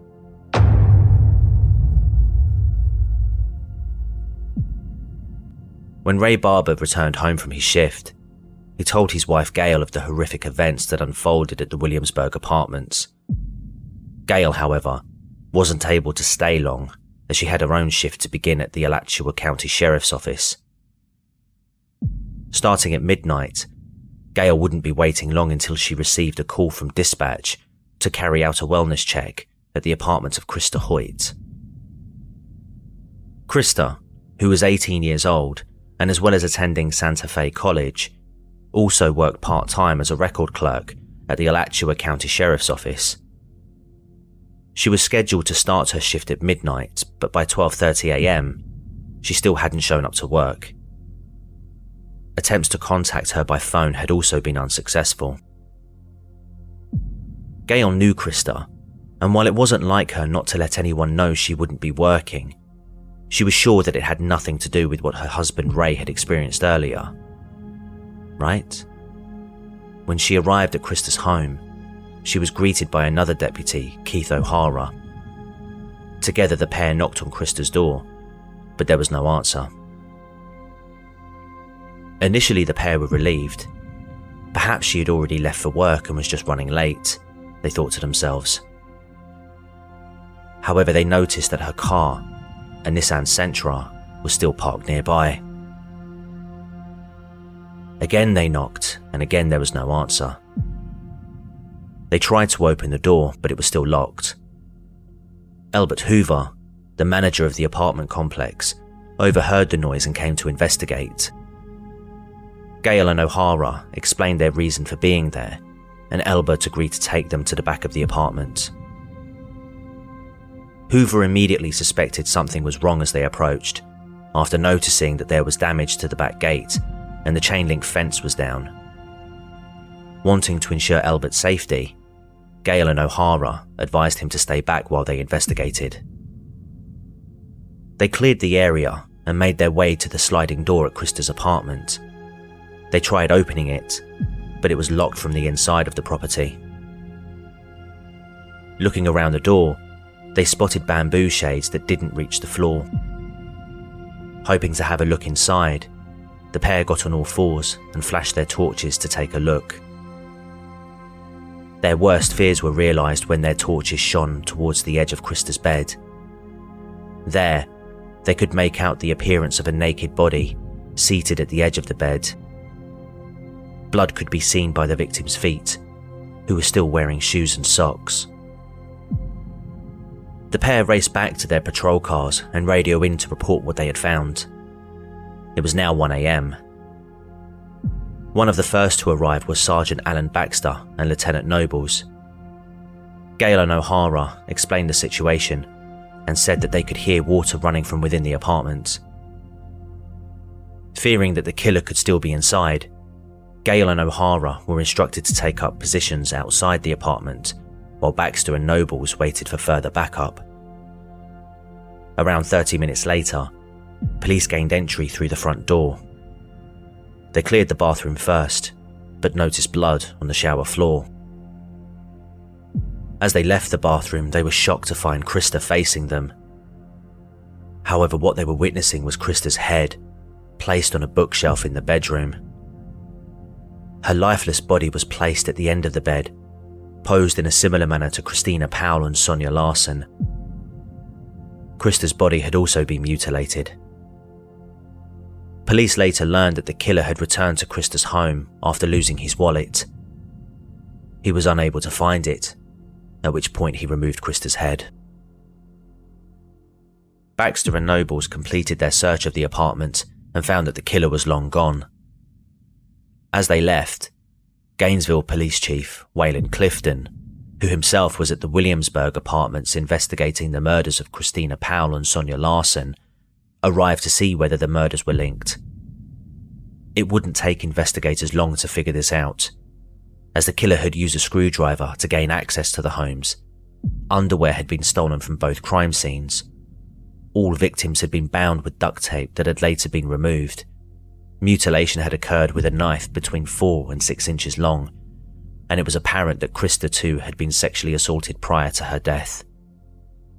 Finally, all the victims had been cleaned after the assault and murders occurred. By now, the media were well aware of the situation and had been eager to obtain as much information about the murders as they could.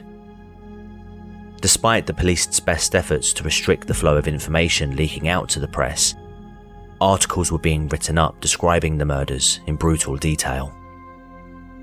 Not only this, but an armed robbery also took place at a First Union National Bank in Gainesville. While handing over the money, the teller smartly placed the die pack in amongst the cash. Police noticed 2 men on Archer Road, near where Krista Hoyt was murdered. As police approached the 2 men, one waited for them, but the other man fled and would eventually escape. Police would search the woods for the man and eventually stumble upon a campsite belonging to the 2 men. While the culprit was no longer there, police were able to search the campsite and find a screwdriver, ski mask, handgun, a bag with stained money from the die pack that had now exploded, and a cassette recorder with a tape inside. Police bagged the evidence and stored this. They wouldn't know it at the time, but this evidence would be crucial in identifying their serial killer. Over the next 2 days, Alachua County Sheriff's Office and Gainesville Police Department combined resources and set up a joint task force made up of top crime scene investigators and technicians from each respective department. Representatives from the Florida Department of Law Enforcement, the Florida Highway Patrol, as well as 10 of the top criminal behavioral specialists from the FBI also joined the newly created task force. One of the first things they set to work on was allaying the public's fears. A press conference was held on Monday the 27th of August 1990. The aim was to put to bed some of the rumours spreading around Gainesville. However, there was little they could say that would bring calm, as the fact remained that 3 students had their lives stolen from them, and the man responsible was still at large.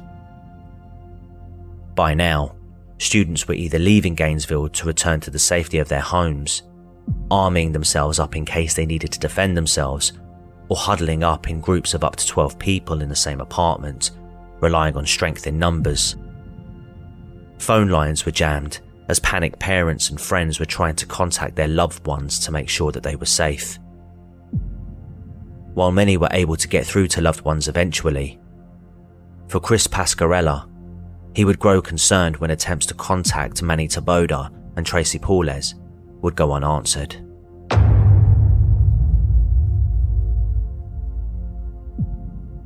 Since Sunday the 26th of August, Chris, along with mutual friends, had been trying to reach out to the pair.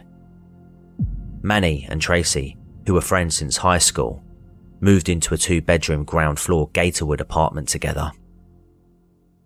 Manny, who was 6'3" and weighed over 200 pounds, had aspirations of becoming an architect, whereas Tracy was hoping to one day become a lawyer. Both were 23 at the time. After several attempts to reach out to the pair went unanswered, one of Manny's friends, Tommy Carroll, eventually agreed to visit their home and check up on the pair. After arriving at 7 p.m. on Tuesday, the 28th of August, he knocked on their door, but there was no answer. Chris, who had been the one trying to contact Manny, reached out to the apartment manager and maintenance man, Christopher Smith, who agreed to visit the Gatorwood apartment to meet Tommy. Tommy explained that his knocks went unanswered to Christopher, who whipped out a master key to open the door. Upon opening it, they were immediately shocked to find Tracy's naked body lying in the hallway between the two bedrooms. Above her head on the floor was a dark-coloured bag. Christopher slammed the door shut, locked it, and along with Tommy, they left to contact the police. When they arrived, Christopher took them back to the apartment, only to find that the door he had locked previously was now unlocked. In addition to this, the dark-coloured bag was now missing. Police investigated the crime scene and came across the lifeless body of Manny. He had also been stabbed to death in his bed. As they examined further, they determined that the killer had likely gained entry into the home using a screwdriver similar to the other crime scenes. Upon entering, before going for Tracy, the killer checked for other residents. He found Manny asleep in bed and stabbed him. However, to the killer's surprise, Manny woke up and fought back. The killer and Manny fought frantically, but after being stabbed multiple times, he would eventually succumb to his injuries. Tracy would be awoken by the fighting and go to Manny's room, only to find the killer. She then ran to her bedroom and locked the door. Sadly, the killer was able to force entry and attack Tracy. Again, evidence of sexual assault had taken place before she was stabbed to death, and she'd also been posed like the other victims, although Manny hadn't. However, unlike the previous murders, neither Manny nor Tracy were mutilated. Officers concluded that the killer had likely been disturbed, possibly by the maintenance man. After the discovery of Manny Taboda and Tracy Paules, the news of the Gainesville murders became global news. Police were under intense pressure to get a result, and after thousands of calls to police, one name would be mentioned again and again.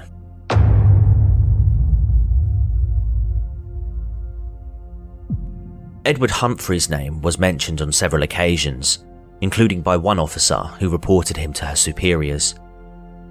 The officer, Lonnie Scott, lived on the same apartment complex as Edward and was aware that he exhibited strange and unusual behaviour. Ed had actually been kicked out of his Gatorwood apartment after getting into a fight with his roommates. This culminated with him throwing a chair at the manager and maintenance man at the complex. This incident took place shortly before Manny and Tracy were murdered. Edward was certainly an odd man. His roommates said he often spoke in his sleep and that he would often sleepwalk. He had also been known to enter neighbours' homes without an invite and also peer through their windows in an effort to intimidate them. He would also regularly get into arguments, and on one occasion, he brandished a penknife at a fraternity house when they tried to stop him entering their home. His grandmother, Elna, would often come to his rescue when Ed got into trouble with the police. She would often help him find new accommodation, only for the pattern to repeat itself time and time again. Edward also had facial scars from a motor accident that he'd been in several years before, giving him a more menacing look. Police would build up a profile of him with the information that they had, and they began tracking his movements from the 28th of August 1990.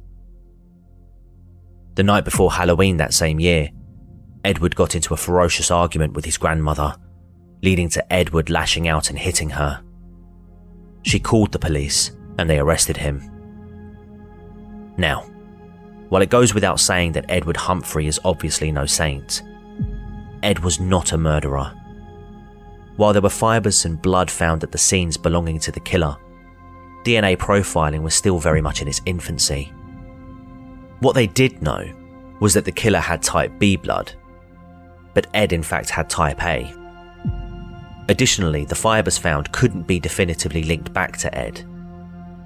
Despite this, the police were convinced that they had their man, and although there were other suspects, Edward's face was the only one plastered on the front pages of the papers, with the media labelling him as the #1 suspect. And police did nothing to correct this. Edward was sent to jail pending charges for the assault of his grandmother, with bail set at $1 million. This was despite Elner wanting the charges dropped. Even with no evidence, police were able to obtain a warrant to search his home and car. They also had authority to search Elner's home. Each search garnered zero evidence that they could find. Elner had actually not been at home at the time her property was searched, and so a locksmith was used to gain entry. And when she did arrive, she was so shocked to find her home ransacked while police were still there. An ambulance had to be called for her. His trial for the assault of his grandmother began in October 1990.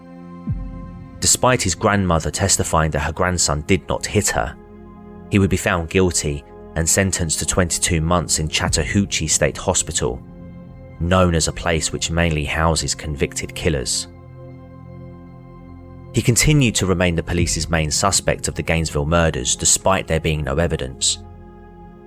However, coincidentally, the murders stopped after his arrest, further convincing the police that he was their man. By now, interest in the murders had all but dried up, and those who had fled Gainesville had by now returned and normalcy had resumed. But what the police didn't realise, however, was that the reason the killings had stopped was because they had already caught their killer. They just didn't know it yet.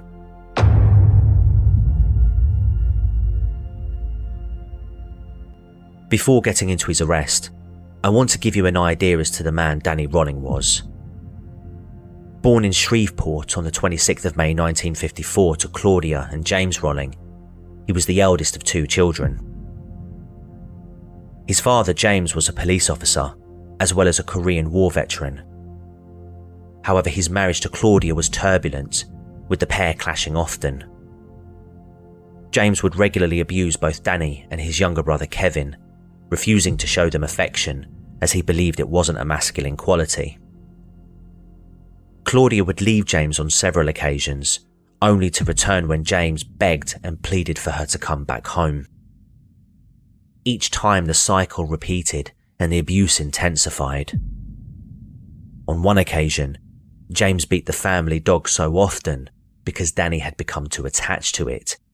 The dog ended up dying in Danny's arms. Looking to find escape from the abuse, Danny would receive a guitar for Christmas when he was 15 years old. He would later say that this guitar was one of the happiest memories in his life. As well as learning to play the instrument, he said he had developed multiple personalities to cope with the abuse. Danny Rolling also struggled at school, failing the 3rd grade, and his teachers remarked that he suffered with an inferiority complex. His mother would try to get help, but as Danny's father believed nothing was wrong with him, this wasn't explored further. When he was old enough, Danny tried to join the Navy, but failed the required tests. Instead, he would join the Air Force, but he would be kicked out in 1972 after he was caught in possession of drugs. He would eventually move in with his grandfather, and through the church he found some stability in his life. He would get married and have a daughter, but this marriage would eventually break down after he exhibited the same patterns of abuse that he experienced at the hands of his own father. Throughout the 70s and 80s, Danny participated in a string of robberies. He also sexually assaulted a woman who resembled his ex-wife and tried to force himself on other women. He would have stints in jail in Georgia, Alabama, and Mississippi as a result. He would eventually find his way back to Shreveport and in May 1990, he got into a heated altercation with his father. Danny would end up shooting James in the stomach and head.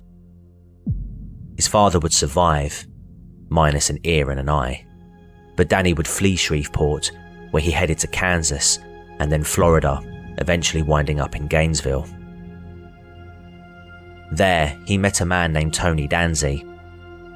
Danzy would supply Danny with drugs, and the pair set up a tent in the woodlands near where Krista Hoyt's apartment was. It was at this time that the murders began. As you've probably figured out by now, Danny Rolling had been responsible for the armed robbery at First Union National Bank, and it was his items that the police had found when searching the campsite. Danny, however, had already fled in a stolen 1978 Buick Regal after Danzy had threatened to call the police after seeing him the following day. After fleeing Gainesville, Danny had travelled to Tampa. There, he burgled several homes. Police would find his hair and fingerprints at these locations. He then robbed a convenience store and was almost caught by police, but he had managed to evade them in the nearby woods again. After stealing yet another car, he made his way to Ocala, Florida. He visited a Winn-Dixie store and held the place up at gunpoint on the 8th of September 1990, forcing the manager to empty the safe of its contents. Unfortunately for Rolling, the store's bookkeeper saw what was going on from the outside and contacted the police. As Rolling left the store and got into his car, the police arrived and a high-speed car chase ensued, resulting in Rolling crashing his car and fleeing by foot. He entered a nearby store and tried to flee out the back, but Rolling was greeted by the police as he left. While in prison for the robbery charges, he was mostly compliant with police and cooperative with their investigation. However, a different side to Rolling was exposed when on New Year's Day 1991, he inexplicably flew into a rage, ripping a toilet from its mounting and hurled it across the day room. This prompted his defense attorney to ask for psychological tests to be carried out, suspecting that there was more to Rolling than met the eye.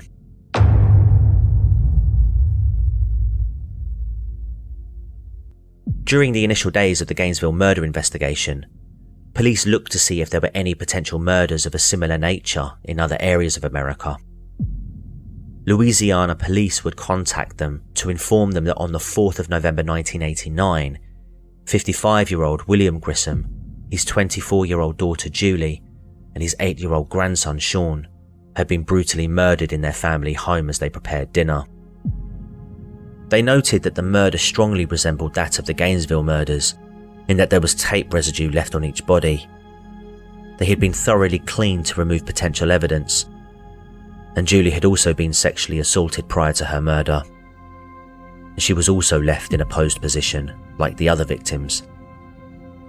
Additionally, blood determined to come from the killer had also been found at the crime scene, which was tested and found to be a type B blood group, the same as the Gainesville killer. Don Maines, who was investigating at the time, travelled to Louisiana to review the facts of the case and determined the link to be a revelation in the Gainesville case. Next, a call would be made to Crime Stoppers in November 1990 by a woman named Cindy Juricic. Cindy made the call on a hunch after hearing about the Gainesville murders at its height in August of that year. She knew Danny, who was back in Shreveport at the time. She said that Danny would visit her and her now ex-husband Stephen Dobbin almost nightly. She recalled one evening when Danny visited, approximately 3 months after the Shreveport murders, to tell Stephen that he was leaving. When Cindy spoke to Stephen, asking why this was, Stephen said that Danny told him he had a problem. When she asked what the problem was, Stephen said that Danny told him he likes to stick knives into people. Initially, Cindy tried to dismiss this, not wanting to believe Danny could be capable of committing such atrocities.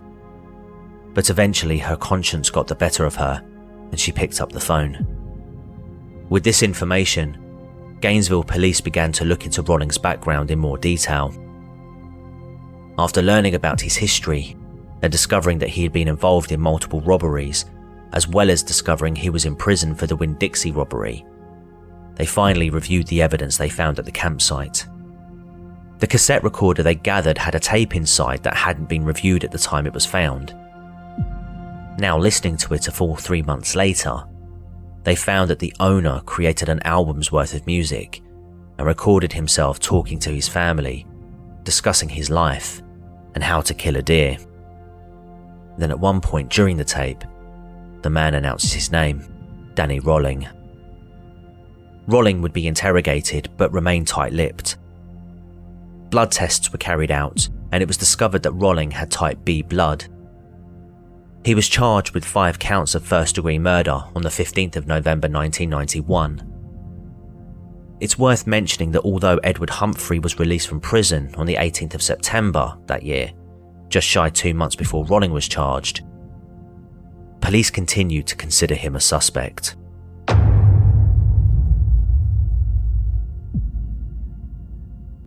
Before he would face trial for the Gainesville murders, Danny Rolling would first be convicted on federal bank charges, where he would be sent to Florida State Prison. There, he met a man named Bobby Lewis. Bobby was on death row after he killed a drug dealer back in the 70s. He's also known as the only man to have ever escaped Florida's death row. The pair struck up a friendship, as Rolling had hopes of escaping and was looking to recruit Bobby's help in doing so. Over time, Rolling discussed in great detail to Bobby about the Gainesville murders, admitting that he had begun fantasizing about killing since the 1980s while in prison at the time. The pair agreed to plan an escape by Rolling faking a suicide in order for both he and Bobby to be placed on the same ward. However, this never came to fruition, as on the 31st of January 1993, Danny Rolling informed investigators that he wished to make a confession. Weirdly, he would only confess if he could communicate through Bobby Lewis. Over the next 3 hours, Rolling would answer questions interrogators had by whispering into Bobby Lewis's ear and having him repeat back to the investigators what he had said. It was here that they learned he returned to Krista's home and decapitated her after losing his wallet. And it was also here that they learned that Tracy Paulis asked him if he was the Gainesville murderer, which he replied, quote, "Yeah, I'm the one," end quote. He also managed to provide details about the murders that only the killer and investigators knew, convincing investigators that Danny was providing them with a genuine confession. He explained that he suffered with multiple personalities, with Danny being his normal self, Enad being just a mirror version of him, and Gemini, an evil version of Danny which carried out the murders. The police were skeptical though, as they knew that The Exorcist 3 had recently been played in prison, which featured an antagonist coincidentally named Gemini. Despite confessing to the Gainesville murders, Danny Rolling refused to take responsibility for the Shreveport killings a year before, although he did stress he acted alone and had no help from anybody, including Edward Humphrey. Shortly before the murder trial, Danny Rolling arranged a meeting with his defense attorney, where he would tell them that he was planning to plead guilty. His defense attempted to suggest he plead not guilty, in the hope they could use his history and psychiatric evaluations to garner sympathy of the jury. The reason for this was so that they could try to argue against the death penalty being imposed on him, as this was very much on the table at the time. Rolling, however, not wanting his history brought up before a court, insisted on pleading guilty, and on the 15th of February 1994, he entered his plea to a court made up of the victims' families. Despite Rolling's hopes that his dirty laundry wouldn't be aired, when his trial began to determine his sentence on the 7th of March 1994, he found that this wouldn't be the case due to him being eligible for the death penalty. Both the prosecution and defense made arguments for and against the death penalty, and after 2 days deliberating, Danny Rolling was sentenced to death. This was verified on the 20th of April 1994, after a judge reviewed all the factors and made an independent judgment. Days before his execution, Danny Rolling finally confessed to the Shreveport murders of the Grissom family, bringing his total confirmed kill count to 8 people. His last meal was said to have been lobster tail, shrimp, a baked potato, strawberry cheesecake, and sweet tea. He met with his younger brother Kevin and 2 clergymen. He gave no last words, but sang a hymn while on his way to the execution room. At no point did he express guilt or remorse for his actions. Danny Rolling was executed on the 25th of October 2006 by lethal injection. He was pronounced dead at 6:13 a.m. Film writer and producer Kevin Williamson was inspired to write the movie Scream after seeing the Gainesville Ripper case while house-sitting for a friend. As he watched the TV special, he noticed a window was open. Paranoid that a knife-wielding maniac might have gotten in, he phoned a friend who proceeded to mock him. This was the driving force behind Scream, a franchise that now spans more than 25 years. While the story I've told you today isn't a frame-by-frame retelling of the movie that came to our homes and theatres, there were similarities. The brutality, the fear that enveloped an entire school community, the belief that you couldn't trust anyone, not even a close friend. Scream captured these real-life moments incredibly. And so to answer the question at the beginning, what's my favourite scary movie? Well, I'd have to say real life. Thank you for watching. If you found these cases informative, please consider checking out the playlist at the end of the video for my entire true crime catalogue, as well as hitting the like button and sharing the story with anyone you know who shares an interest in true crime content. If you want to support me in other ways, you can subscribe to the channel for more true crime episodes as they're released. You may also wish to consider joining my Patreon or become a channel member, where you'll receive exclusive content and shoutouts at the end of each video. Speaking of which, a special thank you to my current channel members, Needle and Fur, The Alabastard, Mr. Gently Benevolent, Amanda, Krista Lands, and Omniblast.